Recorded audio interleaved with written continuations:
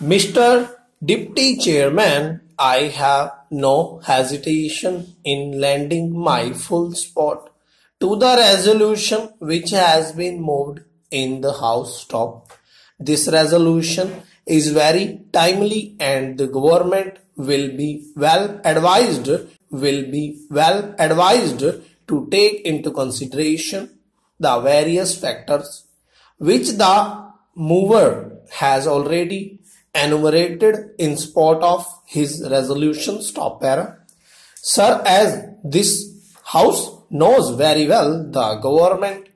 always has thought it necessary to come out with a statement of policy regarding the control and planning of economy at the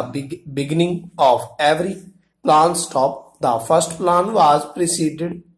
by the Industrial Policy Resolution of 1948, and when experience was gathered during the working of the first plan, the government thought it necessary to come out with another resolution again on industrial policy in 1956, and at that time it was stated by the government that resolution had become necessary because of the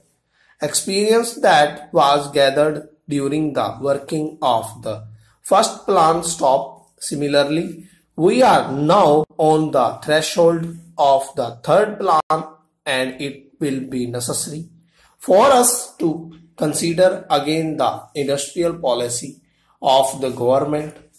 in the light of the experience that we have gathered during the second plan period stop. It is true that the 1948 resolution and the 1956 resolution emanated from the government, and no committee was appointed at that time to examine the various aspects of these industrial policies stop. But we must also remember that the entire responsibility for the formulation of the first and second plans was taken by the government itself stop. When we are on the threshold of the third plan, responsible government spokesmen and even the president have expressed the desire that all the various elements of the nation should combine together at the very outset to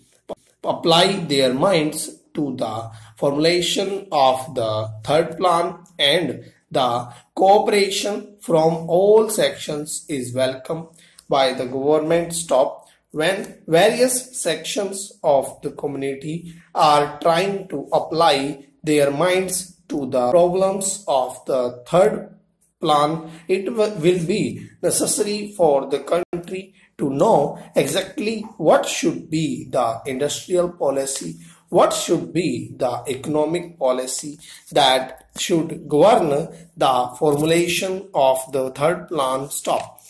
Because of this, that this particular problem should not be left to be tackled by the